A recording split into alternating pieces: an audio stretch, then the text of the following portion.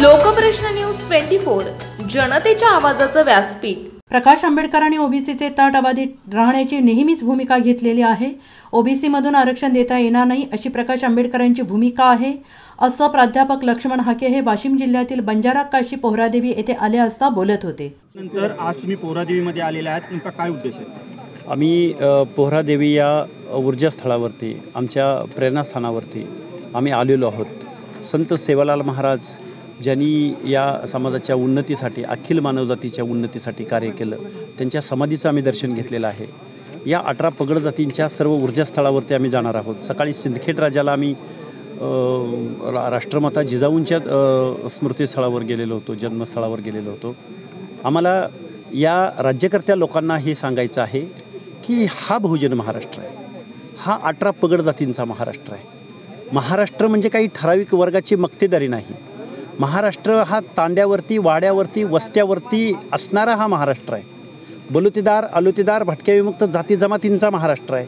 अर्ध्याहून जास्त लोकसंख्येचा महाराष्ट्र आहे आणि या महाराष्ट्रामधल्या या अर्ध्याहून जास्त लोकसंख्येचा जो संविधानिक अधिकार आहे, हक्क आहे, ही लोक आजही शारीरिक श्रमाचं काम करतायत। आमच्या महिला आजही रानूमाळ हिंडतात, काम करतात। आजही आम्हाला या स्वातंत्र्याची फळं चाखता आलेली नाहीत। आजही आम्हाला आमच्या हक्क आणि अधिकाराची जाणीव झालेली नाही।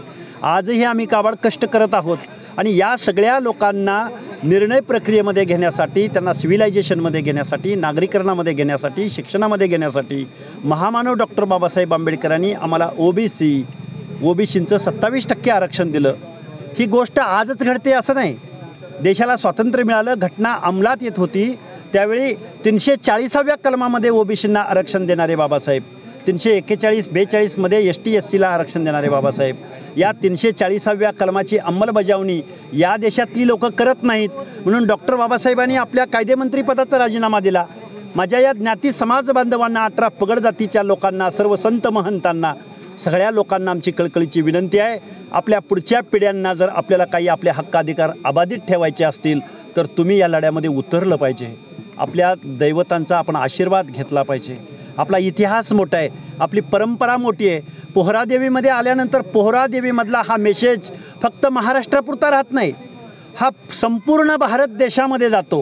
कारण माझा बंजारा समाज हा फक्त महाराष्ट्रापुरता नाही तर अख्ख्या भारत देशामध्ये माझा बंजारा समाज आहे। आणि या म्हणून तीर्थक्षेत्रावरती आम्ही, खरं तर मी आणि माझे सहकारी नवनाथाबा वाघमारे आम्ही 9-10 दिवसाचं उपोषण केलं। 4 दिवस आम्ही जालन्यामध्ये उपचार घेतले। उपचार घेतल्यानंतर सुद्धा उपचार घेत असताना त्या हॉस्पिटलमध्ये हजारो लोक तिथं येत होती, म्हणून आम्ही या तीर्थक्षेत्रावरती जावं, ऊर्जा घ्यावी। जात येत असताना आधीमध्ये जेवढी गावं आहेत तिथं सर्व या लोकांना एकत्रित यावं, संबोधित करावं, आपल्या हक्क अधिकारावर बोलावं म्हणून आम्ही आज पोहरादेवीला आलेलो आहोत। आणि आम्हाला इथं आल्यानंतर इथल्या सर्व संत महंत मंडळींनी, इथल्या सर्व नेतृत्वानी आमचं उत्स्फूर्त असं स्वागत केलं आहे। त्यांचं आम्ही मानावं तेवढं आभार कमी आहेत। ही सगळी लोकं पुढे येत आहेत, सगळी लोकं पुढे येऊन 18 पगड जाती एकत्र।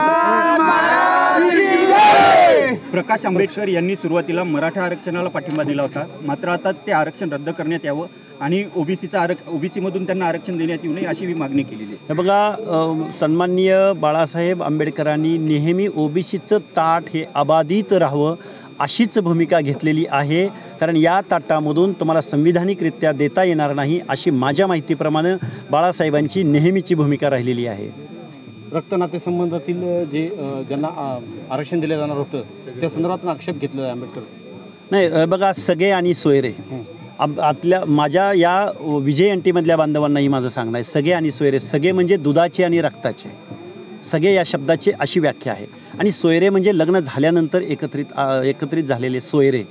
या दोन्हीही कन्सेप्ट ना संविधानामध्ये आहेत, ना कुठल्या जजमेंटमध्ये आहेत, ना हिंदू लॉमध्ये आहेत, ना मुस्लिम पर्सनल लॉमध्ये आहेत, ना ख्रिश्चन लॉमध्ये आहेत, ना पारशी लॉमध्ये आहेत।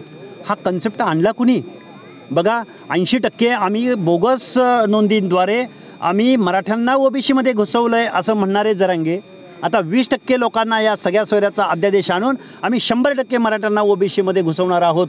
हे जे वक्तव्य आहे हे घटनाविरोधी वक्तव्य आहे, हे बेकायदेशीर वक्तव्य आहे। सुप्रीम कोर्टाला हे मान्य नाही, वेगवेगळ्या आयोगांना हे मान्य नाही, औरंगाबादच्या खंडपीठाला हे मान्य नाही। सुप्रीम कोर्टाचं यावर 650 पानाचं जजमेंट आहे। तेव्हा आमच्या 18 पगड जातीचं ओबीसीचं विजयंतीचं हे आरक्षण, या आरक्षणामध्ये जर मराठा समाज घुसला तर आमचा हा बंजारा, आमचा हा वंजारी, आमचा हा धनगर, माळी, साळी, कोळी, गावगाड्यातला बलुता, अलुता, भटक्या विमुक्त जाती जमाती, अ प्रवर्गातली माणसं, ब प्रवर्गातली माणसं, क प्रवर्गातली माणसं, ड प्रवर्गातली माणसं, अरे प्रत्येकाची एक वेगळी स्पेसिफिक आयडेंटिटी आहे, प्रत्येकाचं एक नेचर आहे, प्रत्येकाची एक कल्चर आहे, प्रत्येकाची एक संस्कृती आहे, देवदेवा काय, धर्म आहे, लग्न पद्धती आहेत आणि हा 18 पगड जातीचा बहुजनांचा महाराष्ट्र आहे. पण या महाराष्ट्राचं इथल्या राज्यकर्त्या लोकांना, मुख्यमंत्र्यांना, आमदारांना, खासदारांना काही पडलेलं नाही. म्हणून ही यात्रा आहे, म्हणून हा संवाद आहे, म्हणून अभिवादन यात्रा आम्ही करतो आहोत. राजकीय, सामाजिक, शैक्षणिक आपल्या भागातील तळागाळातील बातम्या तसेच इतर बातम्यांचे अपडेट घेऊन आम्ही लवकरच आपल्या भेटीला येत आहोत. पाहत रहा हिंगोली लोकप्रश्न न्यूज 24.